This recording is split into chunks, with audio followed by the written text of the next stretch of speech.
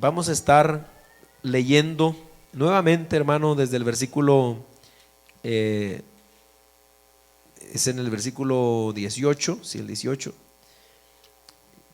Con la ayuda del Señor hoy vamos a tratar de terminar, pero como hemos dicho, pues no queremos irnos tan rápido, sino que queremos aprovechar cada versículo. Gloria a Dios.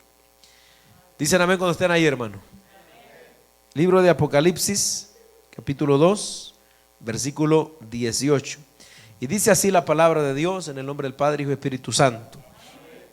Y escribe al ángel de la iglesia en Tiatira, el Hijo de Dios, el que tiene ojos como llama de fuego y pies semejantes al bronce bruñido, dice esto: yo conozco tus obras y amor y fe y servicio y tu paciencia, y que tus obras postreras son más que las primeras.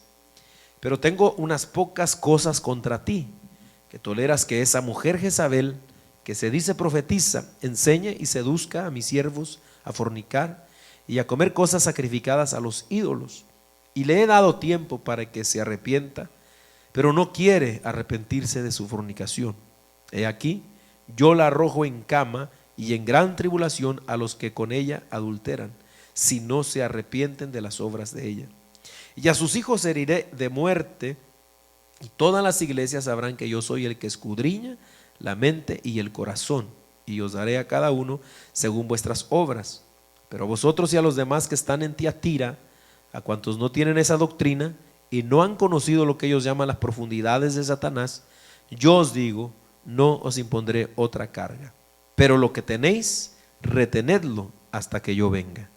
Al que venciere y guardare mis obras hasta el fin, yo le daré autoridad sobre las naciones y las regirá con vara de hierro, y serán quebradas como vaso de alfarero, como yo también la he recibido de mi Padre. Y le daré la estrella de la mañana. El que tiene oído, oiga lo que el Espíritu dice a las iglesias. Amén. Hasta ahí, hermano. Padre, te damos muchas gracias en el nombre de Jesús de Nazaret. Gracias, Dios, por tu misericordia, porque podemos estar una vez más aquí en este culto, Padre, de estudio bíblico. Te rogamos que tú nos des de tu sabiduría, la enseñanza de tu palabra pueda en esta noche fluir, Padre, a nuestros corazones. Ilumínanos, Dios mío. En el nombre de Jesús de Nazaret, todo lo ponemos en tus manos. Amén y amén. Gloria a Dios. Tome su lugar, amados hermanos. El martes pasado nosotros nos detuvimos mayormente en el estudio de esta carta que el Señor le manda a la iglesia de Tiatira. Mayormente nos detuvimos en lo que fue el versículo 18 y alcanzamos a ver el versículo 19 también.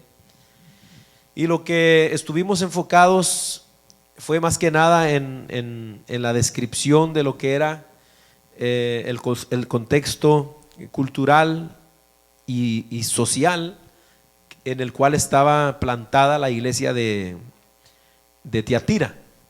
Ya eso yo creo que quedó claro, la clase de ciudad que era esa ciudad y la clase de, digamos, de idolatría que tenía. En realidad todas las ciudades que vamos a ver en las cartas, todas tienen este problema de idolatría, unas más que otras, por supuesto. Tiatira no era una ciudad tan grande, no era tan grande, pero siempre había ahí templos de la diosa que veneraba toda Asia. ¿Se acuerdan quién era esa? Diana o Artemisa o Astarte, como se le conoce también. Entonces tenían ese problema. Ya nosotros vimos también lo que era más o menos que se movía en la ciudad de comercio, que había esta clase de industrias como de textiles. Se puede decir que son las primeras veces incluso en la historia que se empiezan a ver que hay de este tipo de industrias, hermano, textiles, donde empieza a haber así como asociaciones de trabajadores, como digamos carpinteros, panaderos, todo tipo de trabajo. Allí en Tiatira como que se unían en grupos, algo así como sindicatos, y ahí todo esto se daba en la ciudad de Tiatira. Y también vimos algo importante, que era lo que la iglesia de Tiatira representa, el periodo de tiempo que abarca, que dijimos que era aproximadamente desde el año 500 después de Cristo hasta aproximadamente el 1500. O sea que un periodo, hermano, de 1000 años, eso es un aproximado, pero imagínese usted toda esa cantidad de tiempo, porque vimos que este periodo de la iglesia se refiere al periodo que en la historia se conoce como el periodo de la iglesia papal. Ese es el, digamos, lo que abarca, lo que fue en sí el desarrollo y lo que fue la propagación del sistema católico romano. Porque si usted viene siguiendo atentamente los estudios, ya vimos cómo comenzó incluso la iglesia católica romana cuando vimos Pérgamo. Acuérdese que Pérgamo fue cuando la iglesia se casó con el mundo, y acá ahora en Tiatira, unos años después, ya nosotros vemos que el paganismo ha avanzado demasiado, ya ha avanzado demasiado y ha dañado, ha corrompido, hermano, porque a Dios no le agradan nunca las mezclas. Las mezclas no van con Dios. Entonces la iglesia se mundanalizó y dijimos que empezaron a entrar todas las costumbres paganas a la iglesia, de tal manera que eso es el sistema católico romano, una mezcla de cristianismo con paganismo. Y no me voy a regresar, pero para que usted tenga una idea. Pero estamos hablando todavía de lo que es los papas, y más o menos, no sé si se recuerde usted, pero dijimos que el papado no comenzó con Pedro, sino que oficialmente la historia registra que la primera vez que oficialmente existió el papado fue en el año 608. En el 608. O sea que pasaron más de 500 años sin que hubiese un papa, lo cual comprueba y corrobora que la doctrina de los papas de la Iglesia Católica es un fraude, es una farsa. Y hoy vamos a hablar un poquito de eso ahí mientras vamos desarrollando, pero este es más o menos donde estamos entonces, hermano. Ese periodo de oscuridad por toda la clase de paganismo. ¿Y quién se acuerda de ustedes qué es lo que significa la palabra Tiatira?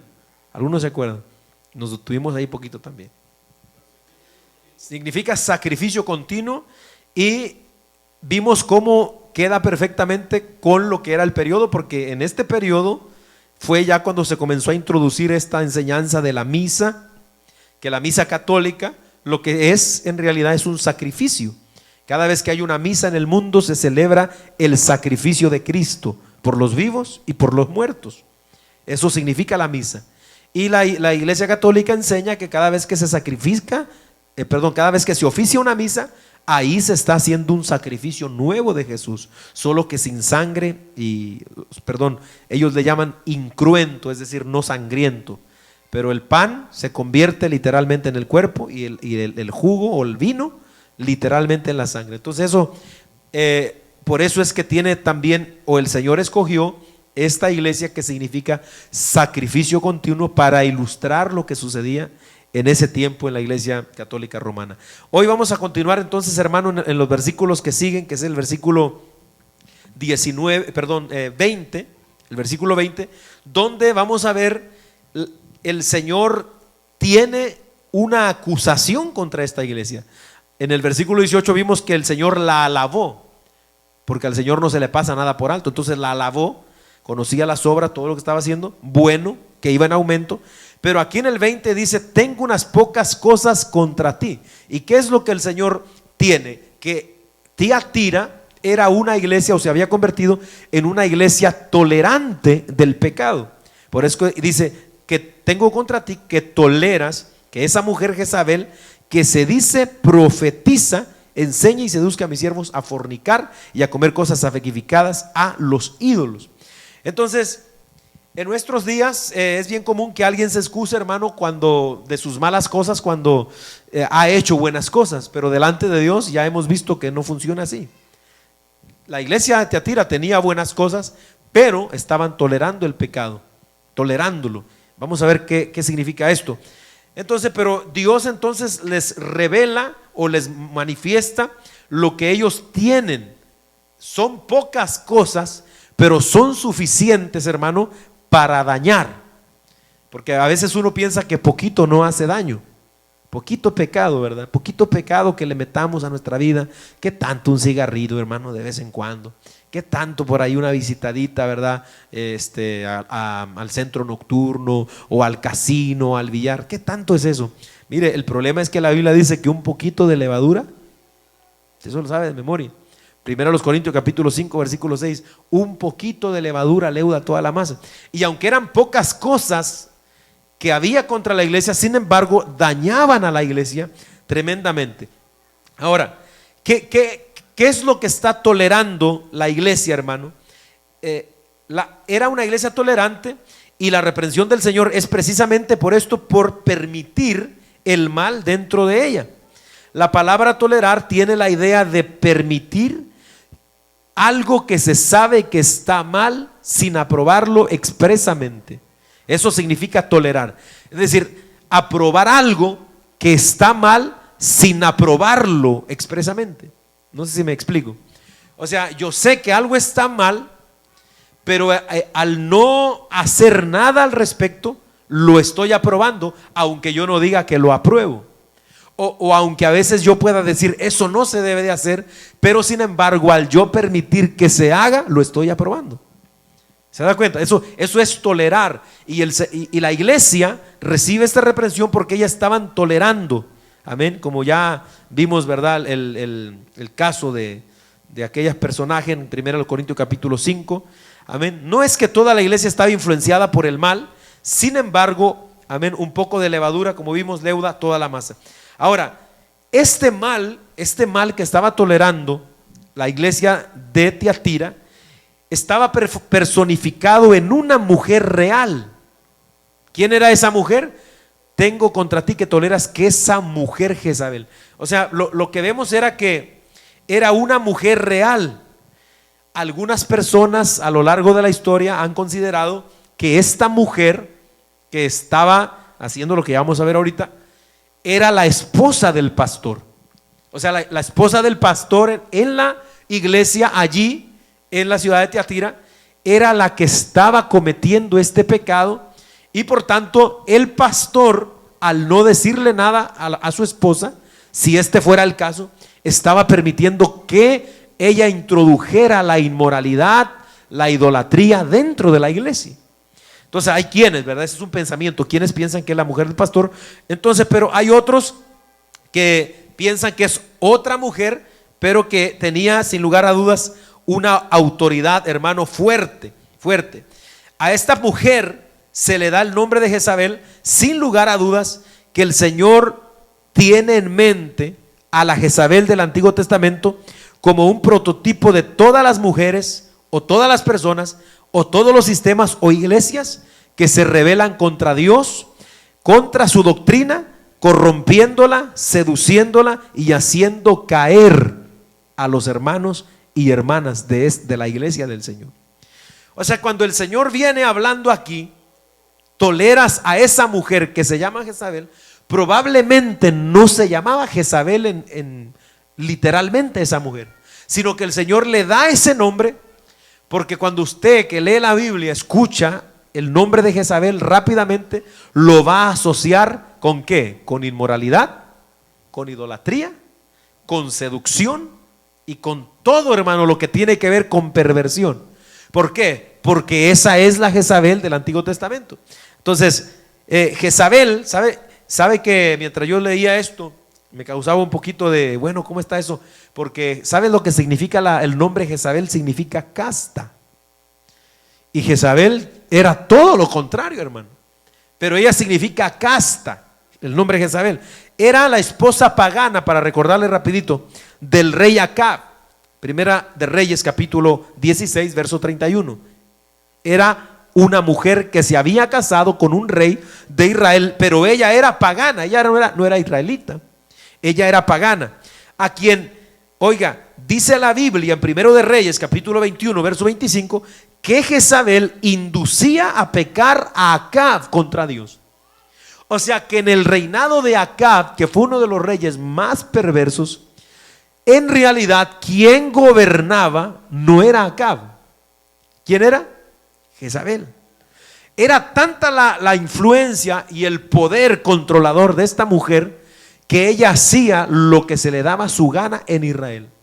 Ella introdujo amados hermanos, toda clase de idolatría, de tal modo que hizo un templo incluso y un altar para su dios Baal en Samaria. Bajo esa influencia también Jezabel hizo apresar y dar muerte a los profetas de Jehová. Muchos profetas ella mató, Primero de Reyes, capítulo 18, versos 4 al 13.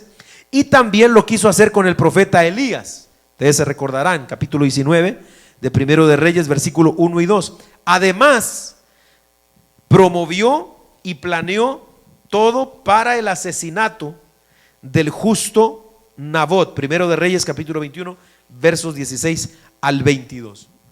Entonces, esta era la Jezabel del Antiguo Testamento. Por esa razón, cuando el Señor ve que en Tiatira hay una persona, una mujer, que está actuando de este modo, el Señor inmediatamente la asocia con el espíritu. Podríamos decir que esta no era la Jezabel del Antiguo Testamento, pero era el espíritu de Jezabel obrando allí en el Nuevo Testamento, hermano.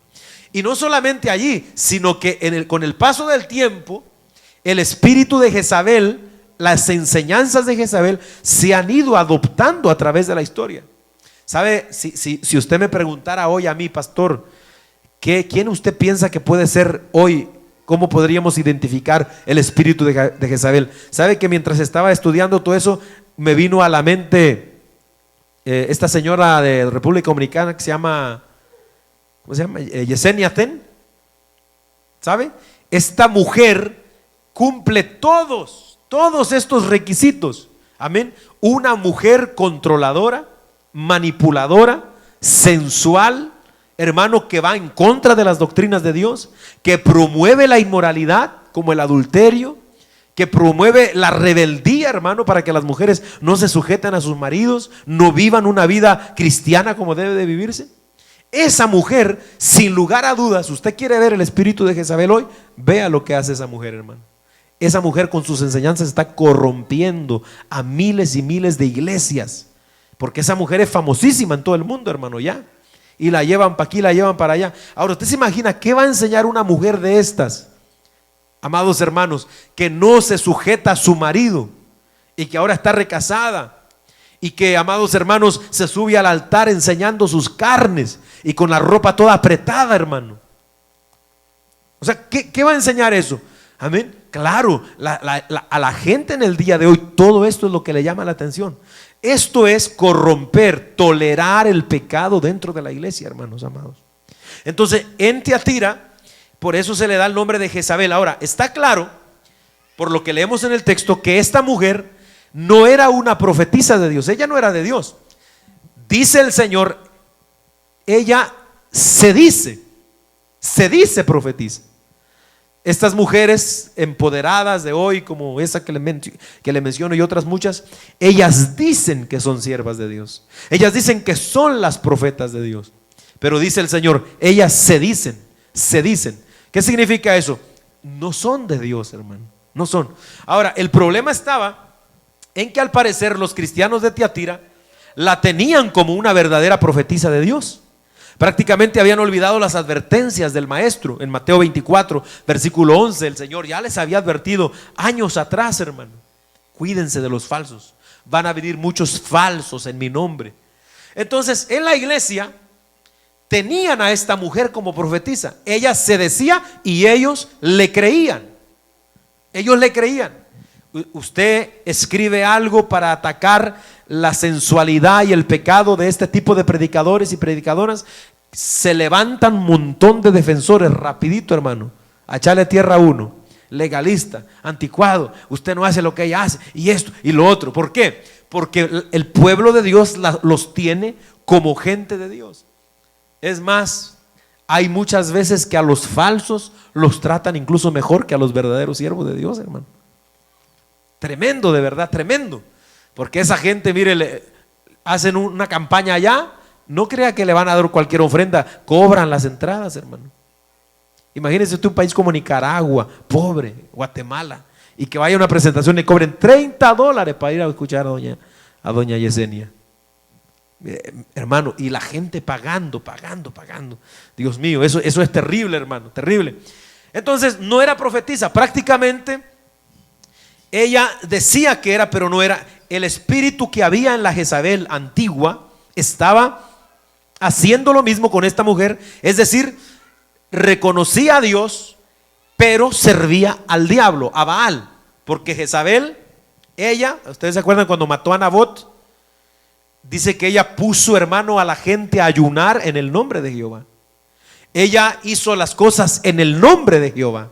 Matar a un siervo de Dios, hermano.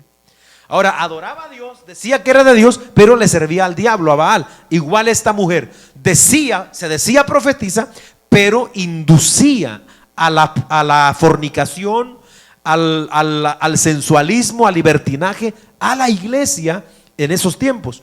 Ahora, muy probablemente, como dije hace un momento, no era el nombre de aquella mujer. Sin embargo, el nombre Jezabel ha quedado como un ejemplo de infamia, de seducción, de inmoralidad, de idolatría dentro de la historia eclesiástica. Lo mismo que si hoy llamáramos a alguno Judas, por ejemplo, Caín, Hitler, etcétera. Cuando usted escucha hablar de Hitler, ¿qué se le viene a la mente? La Segunda Guerra Mundial, maldad. Usted oye hablar de Judas, o cuando se enoja con alguien, ojalá que no sea con un hermano, pero tú eres un Judas, le dice. ¿Por qué? Porque el nombre de Judas quedó asociado con la maldad. ¿Y quién de ustedes le pondría Judas a un hijo que tuviera? Dios reprenda al diablo. ¿Quién le pondría Jezabel a una niña que tuviera? Ni loco. ¿Por qué? Porque quedó asociado con la maldad. Entonces, por eso entendemos que se menciona a esta mujer ahí. En concreto, hermanos, el pecado de esa mujer, como nos dice el texto que estamos leyendo, dice que enseñaba y seducía a los siervos de Dios a fornicar y a comer cosas sacrificadas a los ídolos. ¿Qué era el pecado de esta mujer? Enseñaba, escuche eso, enseñaba y seducía. El diablo es astuto, hermano, y el diablo sabe que las mujeres son más sensuales que los hombres a la hora de provocar. Escuche eso con atención. Por eso no es que la iglesia cristiana sea machista ni nada de eso, o que tenga algo contra las mujeres, pero Satanás sabe que siempre, hermano, va a haber más sensualidad por el lado de las mujeres. Por esa razón es que usted ve el poder que alcanzan cuando logran ponerse en una posición de autoridad estas mujeres, como lo era el caso de esta señora llamada Jezabel. Ahora, tenía al parecer esta mujer un puesto de autoridad dentro de la iglesia. Por eso es que la iglesia la estaba tolerando. ¿Por qué decimos que tenía un puesto de autoridad? Bueno, porque se le permitía enseñar. Se le permitía enseñar. O sea que si ella enseñaba, lo podría hacer se puede ser, hermano, de alguna manera. Lo podría hacer, decía que era profetisa, lo podría hacer mediante una palabra profética. Porque hoy parece ser que nadie quiere cuestionar eso. Así dice el Señor, así dice el Santo, así dice Jehová, y usted va a hacer esto y aquello y lo otro. Y parece ser que cuando alguien dice eso ya nadie puede decir nada, hermano, porque habló el profeta. No, todo lo que digan los hombres hay que juzgarlo por la palabra, hermano. ¿Sabe que ha habido lugares donde llegan profetas a decir: usted es que se va a casar conmigo? Dios me lo ha revelado. Sí, pero no se lo ha revelado a ella. ¿Y por qué con la más joven y la más atractiva? ¿Por qué no con la viejita ella? ¿Verdad? O sea, ¿qué es eso, hermano? Pero, escuche eso, el problema era que estaban dándole parte. Entonces podía ser mediante una palabra profética, como ella se decía profetisa, o a través de alguna enseñanza distorsionada de la palabra de Dios. Entonces, ¿por qué? Bueno, porque ella tenía, hermano, este poder en la iglesia. Otra razón pudo haber sido por la influencia en su manera licenciosa de vivir, que llevaba a los siervos de Dios a la práctica de la inmoralidad sexual, física y a la vez espiritual mediante la idolatría. Y el Señor está airado contra esta mujer y contra la iglesia, porque dice la Biblia, hermano, en Mateo 18:6, que el Señor, hermano, abomina a los que hacen tropezar a los hijos de Dios, hermano. O sea, si hay alguien cualquiera que haga tropezar a un hijo de Dios, el Señor se molesta. Mejor es que se amarre una piedra del molino en el cuello y se tire al mar, dice el Señor. Entonces, por esa razón, Aquí, hermano, nosotros vemos que ella pudiera ser que estaba con su manera licenciosa también de vivir, pues influenciando a los hermanos, porque imagínense si hay gente, mayormente los recién convertidos, y de repente ven que algunas personas dentro de la iglesia viven inmoralmente, viven practicando el pecado todavía, pues ellos van a adoptar esa manera de vivir, hermano. Amén. Van a dañar a los pequeños de Dios, van a dañar a la iglesia del Señor. Entonces, también para recordar un poquito el periodo donde estamos en la iglesia de Tiatira, durante el periodo que abarca esta iglesia, también está, hermano, en lo que es porque recuérdese que estamos viendo que es la iglesia papal. Tiatira representa la iglesia donde empezaron a los papas a llegar al poder y al poder y al poder. Hubo un periodo, imagínese usted, hubo un periodo dentro de la historia de la Iglesia Católica Romana, y ellos mismos, porque yo lo acabo de ver en su página de ellos, lo tienen registrado también ahí, que se le ha llamado históricamente el periodo de la pornocracia. Oiga eso, es decir, el reinado de la inmoralidad o de la prostitución, tanto espiritual como física, hermano, sexualmente hablando. ¿Por qué?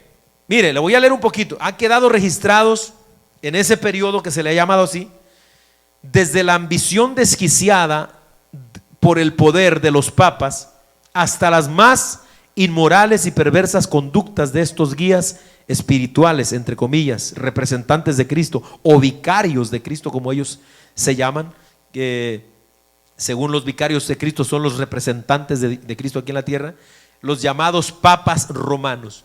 Y yo me di a la tarea, es mucho, pero yo le apunté por lo menos unos 4 papas aquí para que usted vea lo que sucedía en este periodo de la iglesia, que ya la iglesia católica está, hermano, reinando a sus anchas. Claro que hay unos pocos fieles a Dios dentro de todo este movimiento, pero note, por ejemplo, en el año 896 al 897 gobernó el Papa Esteban VI. La historia registra que este Papa no tuvo una relación amistosa con su predecesor, es decir, otro Papa que estaba antes de él, pero que había muerto, no se llevó muy bien con él, eran enemigos. Escuche esto. Cuando el Papa Esteban llegó al poder, el Papa Formoso, así era su nombre, ya llevaba meses muerto.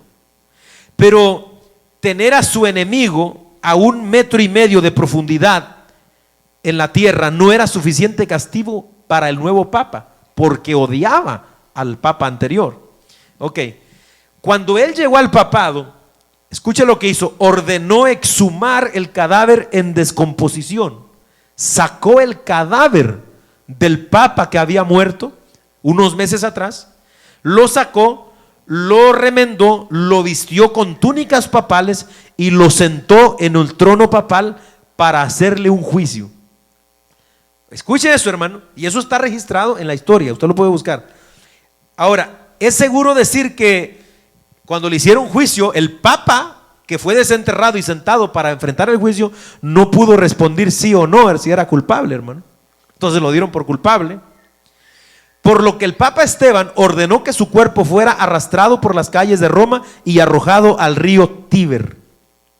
Amén. Y aunque ganó el llamado juicio del cadáver, uno de sus enemigos lo estranguló al Papa Esteban poco más de 1 año después de esta desquiciada acción, hermano. Estos eran los papas que estaban reinando en esta época de Tiatira, hermano, en este periodo eclesial. Ahora, hubo otro papa que se llamó Sergio III, que reinó del 904 al 911. Este fue el padre del Papa Juan XII y fue amante de una señora muy influyente que se llamó Marosia de Spolato, que eran mujeres, hermano, pudientes que llegaron a controlar mucho dentro de la iglesia católica. Entonces el Sergio III fue un papa inmoral que tuvo un hijo y ese hijo llegó a ser papa más adelante. Ahora, este papa, hijo de Sergio, que era Juan XII, gobernó en el 955 al 954. Fue depuesto por un cónclave, es decir, una reunión de obispos cardenales. Se dice que convirtió la Basílica de San Juan en Letrán, donde antes era como lo es hoy el Vaticano, en un burdel, y fue acusado de adulterio.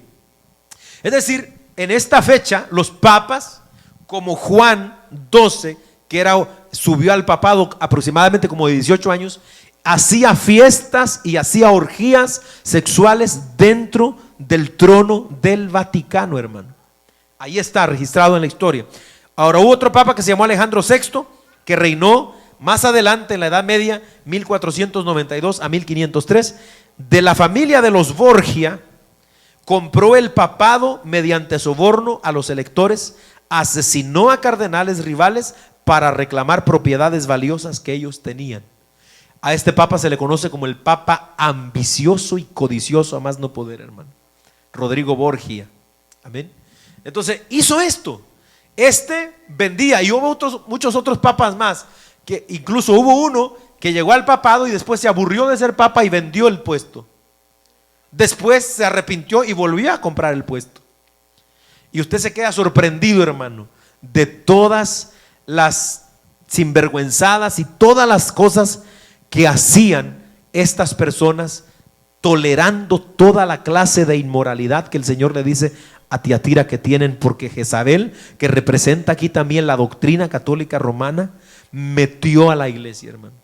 Imagínense, para que se le conozca como el periodo de la pornocracia, donde gobernaba la inmoralidad, gobernaba, hermano, el libertinaje. Era algo horrible. Sabe que en esa época, en el 1500 y algo, ¿por qué cree que Martín Lutero se sintió mal? La historia nos dice que Martín Lutero, siendo un monje católico, fue a Roma. Desde Alemania viajó a Roma porque él quería ver la sede, la central, porque él amaba a Dios y pensó que se iba a encontrar como con el cielo cuando llegara a Roma. ¿Sabe qué fue lo que decepcionó a Martín Lutero y que lo llevó a hacer lo que hizo?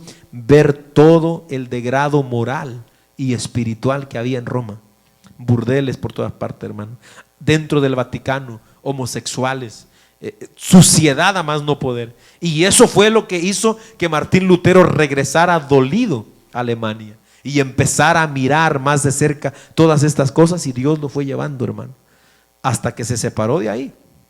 Bendito sea el nombre del Señor. Entonces, todo eso nada más para que tenga una idea usted a qué se refiere cuando habla esta iglesia tolera.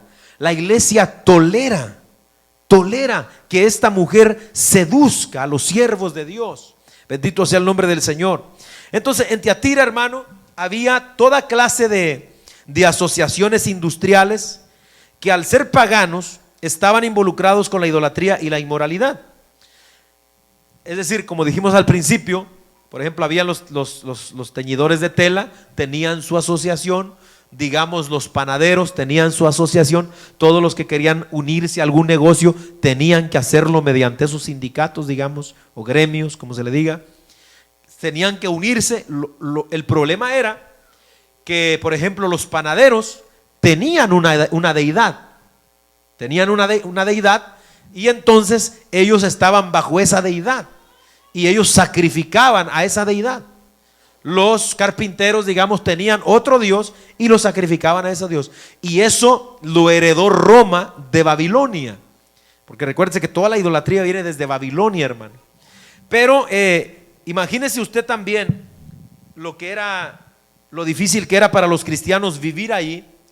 Porque en Tiatira, hermano, había esto. Y, por ejemplo, como escribió un cristiano llamado Tertuliano en esos tiempos, escribió acerca de los cristianos que eran comerciantes en aquella época, y él dice, por ejemplo, un pintor podría encontrar trabajo en templos paganos, o un escultor podría ser contratado para hacer una estatua de un dios pagano. Ellos justificarían diciendo: esto es con lo que yo vivo y debo de vivir. Entonces, como que esta mujer, en cierto sentido, animaba a los hermanos para que dijeran: no hay problema, es de lo que vives, Tú eres escultor, vas a ir a tener que meterte al templo pagano y vas a tener que hacer esculturas de esto y de lo otro, y vas a tener que ir a las fiestas de tus asociaciones, porque y si no, ¿cómo vas a comer? Si no, ¿cómo vas a trabajar? Y entonces, en este sentido, parece ser que la mujer promovía porque todas esas cultos paganos, todos, la mayoría, tenían prácticas, hermano, sexuales religiosas. Había prostitución en los templos y todo eso. Entonces los cristianos participaban de esas fiestas. Parece ser que esta mujer entonces los decía: no hay problema, eso no es malo. No es malo que hagas esto, no es malo que te vayas a meter allá. Es como si hoy día yo le dijera a usted: bueno, hermano, fíjese, pastor, que me invitaron allá, no sé, mi tía dice que va a bautizar al chamaco y me invitó al bautismo para que yo la acompañe. Y es más, pastor, hasta quiere que sea el padrino también. Y como que yo le dijera: bueno, hermano, pues es su familia, usted no debe tener problema, vaya, pues no hay problema, usted no se sienta mal, que es su familia, vaya ahí, nomás tenga cuidado. Amén. Y usted se va a meter al templo católico donde están las imágenes católicas y se va ahí a participar del bautismo y hasta hacerse compadre, pues, hermano. Y entonces, pero usted se le está enseñando que eso no es pecado. ¿Qué estamos haciendo? Promoviendo la inmoralidad espiritual, porque la idolatría es un pecado también, hermano, que en la Biblia se considera como una fornicación espiritual.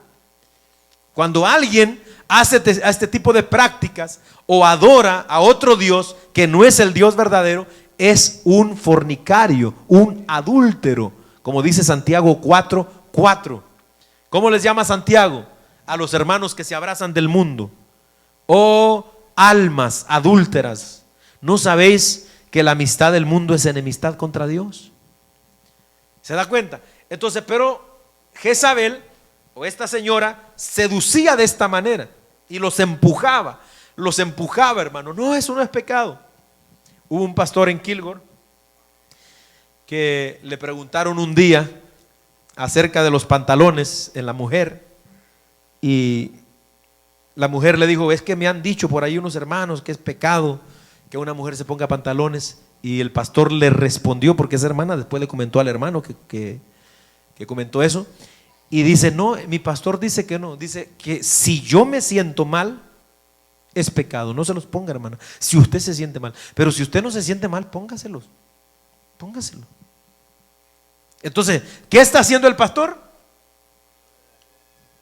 Le está promoviendo, porque, hermano, sinceramente hablando, yo sé que estos son temas que hoy día, hermano, causan a veces mucha controversia, no debieran, pero si somos sinceros, la mujer, hermano, en pantalones está codiciable a los ojos de los hombres.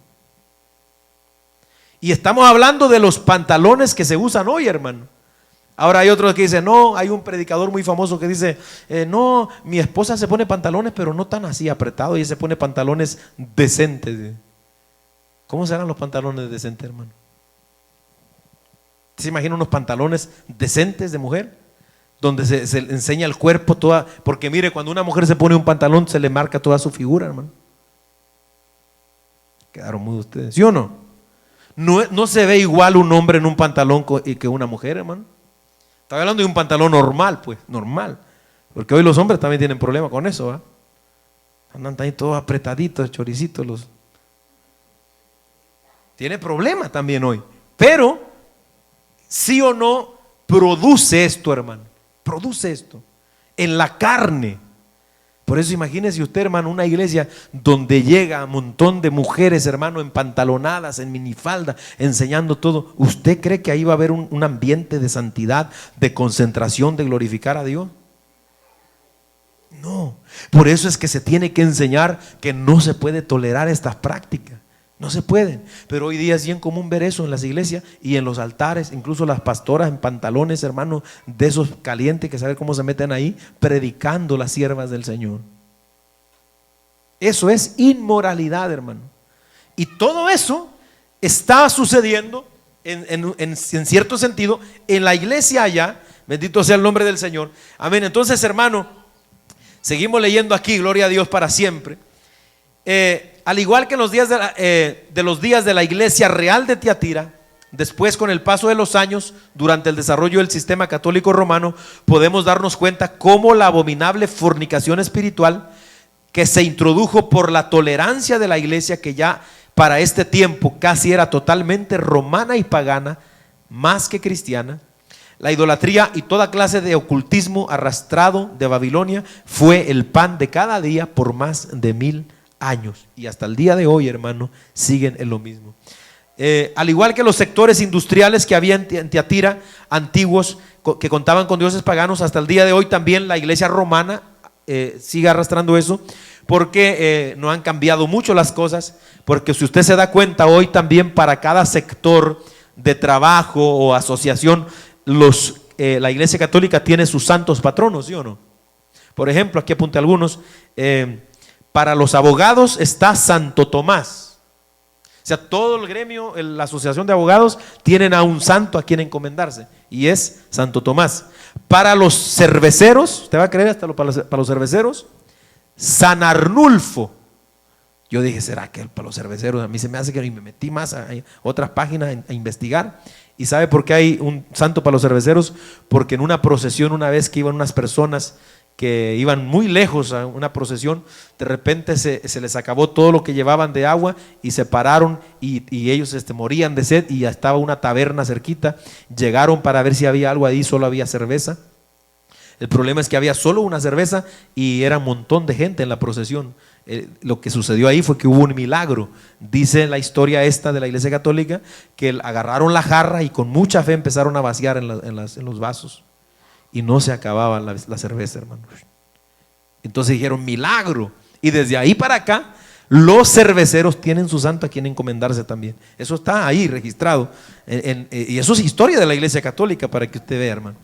Entonces también están para los cerveceros San Arnulfo, para los dentistas Santa Polonia, para los divorciados Santa Fabiola, para los deportistas San Sebastián, para las amas de casa Santa Ana, para los que quieren novio San Antonio. Solo que hay que ponerlo de cabeza cuando uno responde a ese, hermano. Pero todo eso suena risorio eso, hermano, pero esos son santos a quien grupos de gente, como se hacía en Tiatira, se encomiendan para recibir favores de Dios. Su nombre, gloria, aleluya. En su misericordia, note lo que dice el Señor. Estamos todavía ahí en el verso 20. Dice el Señor en su misericordia para esta iglesia, 21, es el 21. Y le he dado, dice, tiempo para que se arrepienta, pero no ha querido, dice el 21. No quiere arrepentirse de su fornicación. Entonces, esto que vemos aquí es misericordia de Dios, hermano. La Biblia nos dice que la voluntad de Dios es que todo el mundo proceda ¿a qué? Al arrepentimiento. Por más fuerte que suene, hermano, la predicación de la palabra de Dios, el motivo principal es el arrepentimiento de las personas, hermano. Cuando nosotros predicamos, por ejemplo, del pecado, o como estamos hablando ahorita, de la inmoralidad sexual, de cualquier tipo que sea, ¿cuál es el motivo?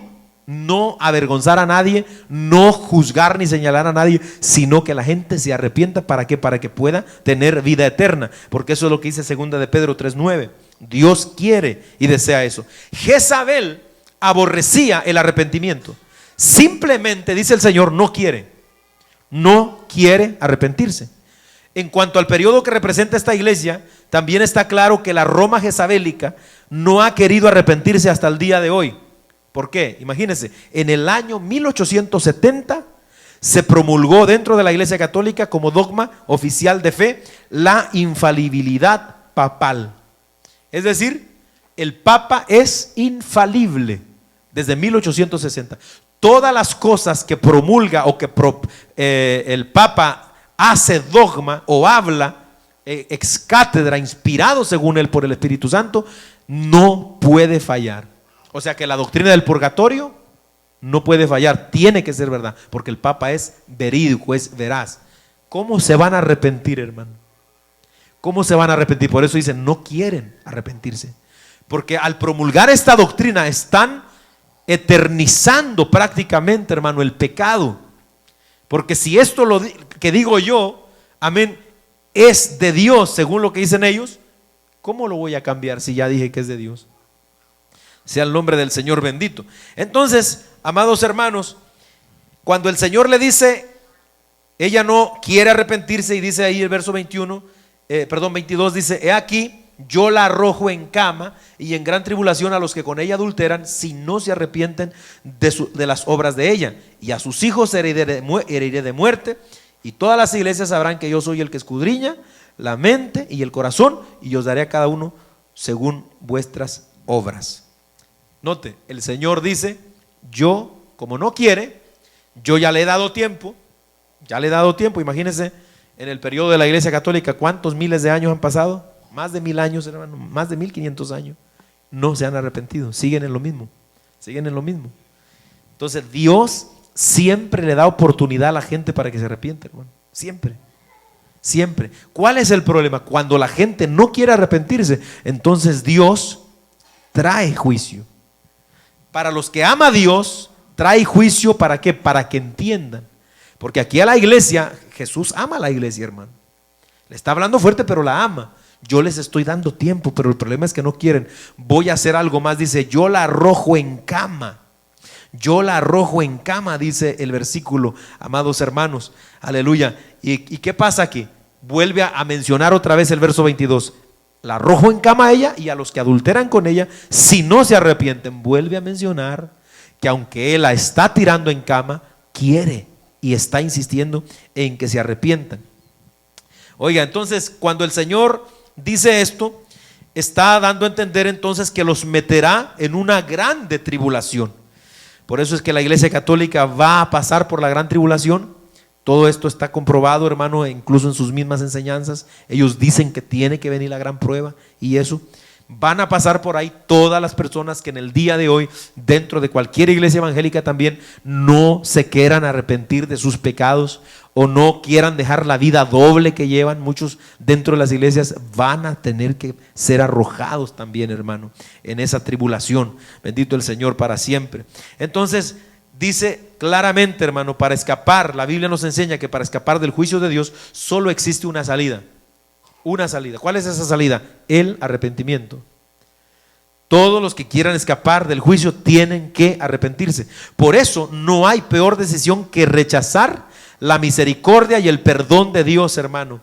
De otro modo, dice Mateo 3, del 1 al 10, el hacha está ¿qué? El hacha está puesta. Si no se arrepienten, si no hay frutos, el hacha está puesta, para cortar, hermano. Dios no contenderá para siempre con el hombre, como dice Génesis 6:3. Las prácticas inmorales e idólatras de Tiatira habían producido hijos, es decir, seguidores con su misma naturaleza corrupta y pecadora. Yo la arrojo en cama a ella y a sus hijos. Bendito el Señor. Vemos que estos hijos, es decir, se refiere quizá no a hijos físicos, sino a gentes que siguieron sus enseñanzas, que siguieron lo que estaban aprendiendo de esta señora.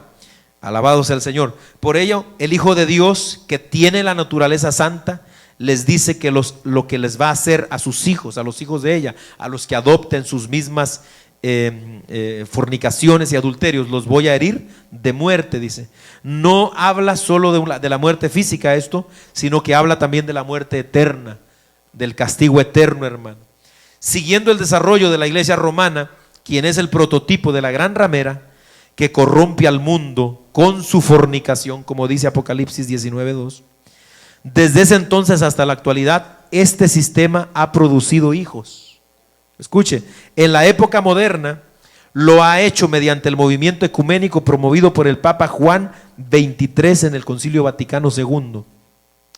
¿Qué hizo el Papa Juan XXIII en la década del 60, hermano? En este concilio de 1962 a 1965. En este concilio el Papa Juan XXIII, por primera vez, hermano, se abrió para acercarse a todas las demás religiones. Ahí en ese concilio vaticano se inició lo que se conoce como el movimiento ecuménico, que ha venido produciéndole hijos a la gran ramera, hermano. que ha venido produciendo más enseñanzas de estas torcidas. De aquí es donde empezamos a ver que empiezan a salir muchas sectas, mucha gente que se empieza a unir con la visión católica de todos somos uno, no miremos lo que nos divide, sino que lo que nos une, y júntate conmigo. Y por eso que vemos estos cantantes mundanos, hermano, amén, estos como Marcos Witt, como Jesús Adrián Romero, que ellos abiertamente ya dicen que no son cristianos ya, hermano. Ellos son ecuménicos.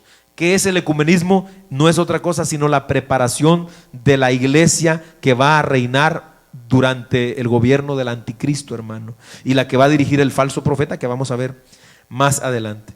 Entonces, esos serían hijos de este movimiento jezabélico, hermano. El Señor quiere que todas las iglesias en toda la época sepan que Él, quien tiene ojos como llama de fuego, es el único que escudriña la mente y el corazón. Por lo tanto, quien no se arrepienta le será pagado justamente lo que merece según sus obras, por aquel que juzga con justicia, hermano. Por eso dice aquí el Señor, amén, Él quiere, amados hermanos, que las iglesias sepan, verso 23, todas las iglesias sabrán que yo soy el que escudriña.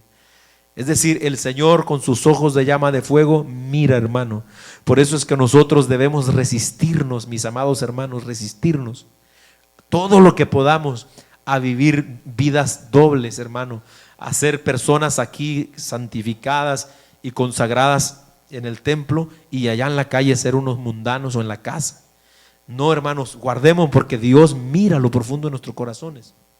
Dios nos conoce y quiere que todos ustedes que estamos aquí, todos nosotros sepamos que Él es el que escudriña la mente y el corazón. Porque yo puedo venir bien trajeadito aquí, hermano, pero yo puedo andar, hermano, haciendo muchas cosas allá afuera. ¿Quién lo sabe eso? Usted no lo sabe, pero Dios lo sabe. Dios lo sabe. Si yo tengo mi mujer aquí, me presento, ¿verdad?, con un pastor de una sola mujer y que la amo y que la respeto, pero allá la golpeo. En la casa la trato mal, le grito, le digo garabato y medio. Entonces, Dios conoce eso. O que una de ustedes, hermana, aquí venga con falda y ande con pantalones y minifalda allá en la calle, Dios mío. O que le grite al marido. No, Dios, yo no lo conozco, pero Dios conoce eso. Entonces, ¿qué es lo que quiero decir con esto? El Señor nos conoce, hermano. No debemos de vivir el evangelio como nosotros pensamos que está bien, sino como la Biblia nos está diciendo, amados hermanos. Pero bueno, vamos a tratar de terminar ya, hermano, con esto. Gloria al Señor. En el versículo 24 y 25 dice ahí la Biblia: pero a vosotros y a los demás que están en Tiatira, a cuantos no tienen esa doctrina, ¿cuál? La de Jezabel, y no han conocido lo que ellos llaman las profundidades de Satanás, yo os digo, no os impondré otra carga. Pero lo que tenéis, retenedlo hasta que yo venga. Imagínense entonces ahora lo que está diciendo el Señor a ustedes, hermanos, los de Tiatira, porque gracias a Dios, toda época, por más difícil que haya sido para la iglesia, siempre ha habido un remanente fiel, hermano. Hoy parece que reina el liberalismo, el pecado, la inmoralidad dentro de la iglesia, pero siempre hay un grupo de gente pequeño que oye la palabra y que se guarda. A ustedes, dice el Señor, a ustedes, los demás que están allí en esta época en Tiatira o en esa iglesia local de Tiatira, ustedes que han guardado, dice el Señor, amén, y todos ellos, a cuantos no tienen esa doctrina, dice, hermano, entonces el Señor, que el Señor los va a guardar, los va, amén, digamos, a mantener con esa bendición, pero ellos tienen que mantenerla también por ellos mismos. Entonces aquí vemos que el Señor menciona las profundidades de Satanás y al parecer esto significa que era una referencia a cierta doctrina de origen gnóstico que afirmaba que para que uno pudiera vencer al diablo y su maldad, primero había que conocerlo profundamente. Y esto, de la única manera que se lograría, era enredándose en toda clase de placeres carnales del pecado. Al fin y al cabo, el espíritu no se afectaba. Entonces, las profundidades de Satanás, a los que la iglesia de Tiatira se resistían, Era esa práctica. No, es que tú, para que puedas vencer al diablo, tienes que conocer muy bien las profundidades de él. Entonces se incitaba a la gente para que fuera a fornicar, para que fuera a adulterar, para que fuera a meterse a los lugares, hermano, prohibidos. ¿Para qué? Para probar que podía dominar el pecado. Y entonces la gente pecaba porque lo que pecaba era el cuerpo. Y esto es una idea gnóstica. El gnosticismo enseña esto. El cuerpo es, hermano, lo que es malo en sí, es malo, pero el espíritu no se afecta con lo que usted hace. Y por eso que muchas iglesias adoptan eso, ¿verdad? O sea, tú haz con lo que quieras con tu cuerpo, a fin y al cabo, mientras tu espíritu no se afecte, no hay ningún problema. Eso serían las profundidades de Satanás. Entonces, eso fue precisamente lo que Satanás le ofreció a Eva, hermano. Le ofreció que conocer el bien y el mal. En Génesis 3:5. Y ya nosotros sabemos las consecuencias de adentrarse en esa doctrina. Porque seguramente que Adán y Eva en alguna manera iban a conocer esto, hermano. Pero desde el punto de vista como Dios se los permitiría. Porque acuérdense que Satanás había sido arrojado ya del cielo. Entonces ahí se movía. Entonces, pero ellos quisieron conocer el bien y el mal por ellos mismos y se adentraron a esas profundidades, y ya nosotros sabemos todo lo que acarrió. Dice el Señor que no impondrá nada más a los cristianos de Tiatira, sino les exhorta a que retengan lo que tienen. Él sabe que no ha sido fácil mantenerse fieles en medio de tanta corrupción en la sociedad y aún dentro de la iglesia, pero no pueden parar ahora, deben mantenerse limpios. ¿Hasta cuándo? Hasta que yo venga, dice el Señor, hasta que yo venga. Entonces, hermano, el Señor dice a ustedes que han estado guardándose, no les voy a exigir nada más, no les voy a poner otra carga, pero eso sí, esa fidelidad, esa resistencia al pecado, esa lucha que han tenido, guarden, retengan eso, mantengan eso, no pierdan eso que tienen. Hasta que yo venga, procuren retener eso. Ya no les voy a poner otra carga, pero eso, guárdenlo, guárdenlo, eso es su vida. Eso es lo que el Señor nos dice también hoy a nosotros, hermano. El Señor ya no nos añade más cargas, ni pesos, ni nada. ¿Qué es lo que el Señor quiere? Retengamos lo que tenemos. Que nadie nos robe lo que tenemos, hermano. Es decir, que esto que tenemos ahorita, esto que todavía guardamos, hermano, la oración, el ayuno, esto que todavía practicamos en las iglesias que creemos la santidad de Dios, hermano, hay que retenerlo. Amén, hay que guardarlo. Cada vez nos vamos a ir viendo más anticuados, se lo digo de una vez, hermano. Cada vez. Porque hoy es anticuado. Por ejemplo, mire, hoy es anticuado ver un altar así como este. Es anticuado eso. La mayoría de iglesias están optando por el modernismo. Ahora, hay cosas que uno dice, bueno, está bien, no creo que sea algún problema, pero hay muchas veces que están tomando las cosas del mundo para traerlas para acá. Sus luces de colores allí, las bombas de humo que salen aquí cuando cantan los hermanos, apagan las luces y hacen su show allí. La música que están metiendo, todo eso es el modernismo, pero la iglesia del Señor tenemos que retener lo que el Señor nos ha dado, hermano, aunque nos cueste. Así que los músicos que tocan aquí deben de estar siempre oyendo los coritos, eso, y aprendiéndose, y que si van a traer un corito nuevo, que sea que un corito que hable de la Biblia, ¿verdad, hermano? Se fueron, aquí están los músicos, ¿verdad? Tenemos que tener cuidado, hermano, de todo lo que vamos nosotros lo que vamos a retener es lo que el Señor nos ha dado.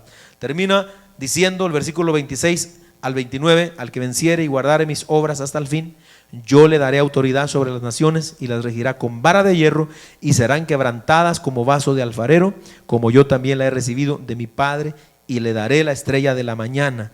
El que tiene oído para oír, el que tiene oído, oiga lo que el Espíritu dice a las iglesias. Para el Señor nunca ha estado fuera de su mente que los cristianos de Tiatira que se decidan pueden ser vencedores. ¿Está difícil ser cristianos en este tiempo, hermanos? Sí, está difícil. Pero el Señor sabe que podemos ser vencedores en este mundo. El Señor lo sabe. El Señor sabe que los jóvenes que se quieran guardar para Dios pueden hacerlo. El Señor lo sabe. Amén. Por ello, al que venciere y practique, o escuche, practique, es decir, viva así hasta el fin, habrá de recibir un privilegio especial, ser participante del reino milenial de Cristo. Amén. Estas palabras son una referencia al Salmo 2, donde los reyes de la tierra se levantarán contra Dios y contra su Cristo, pero al final Dios entregará a su Hijo el dominio para que rija todas las naciones con vara de hierro, no con injusticia, sino con justicia, hermano, pero con su soberana voluntad. Los vencedores recibirán también esta autoridad. Amén. ¿Qué? Imagínese usted, hermano, el Señor nos va a dar autoridad sobre las naciones. Bendito el Señor. Imagínese usted eso, el cielo. ¿Alguna vez usted se ha detenido a imaginarse el cielo, hermano? ¿Cómo será el cielo? ¿Será aburrido? ¿Será que en el cielo no vamos a hacer nada? ¿Sabe que vamos a hacer más cuando estemos en el cielo que ahorita, hermano? En el cielo vamos a trabajar como usted no tiene una idea. Vamos a servirle a Dios como usted no tiene una idea. Dios va a poner a su iglesia a gobernar sobre las naciones durante el milenio. Dios le va a asignar partes de las, porque acuérdense que el milenio va a ser aquí en la tierra. Dios quiera que me ponga a gobernar en México a mí, hermano, todo México. Pues. Usted por allá en El Salvador. Bueno, es una idea, pero dice que le va a dar autoridad para gobernar a las naciones. ¿Por qué? Porque cuando el milenio se establezca, nosotros vendremos con él aquí a la tierra. No vamos a ser gobernados, vamos a gobernar juntamente con Cristo, y esto es lo que le promete el Señor a los que venzan. Así que el que tiene oído, oiga. Este es el consejo, hermano, del Señor en la iglesia de Tiatira. Dios nos ayude, mis amados hermanos, Dios nos ayude. Esta es la iglesia papal. Amén. Con la ayuda del Señor vamos a ver la próxima iglesia el martes que entra y seguimos avanzando en este estudio. Vamos a estar de pie, mis amados hermanos, y vamos a darle gracias al Señor por su palabra. Gloria a Dios. Padre, te damos muchas gracias en el nombre maravilloso de Jesús. Gracias, Señor.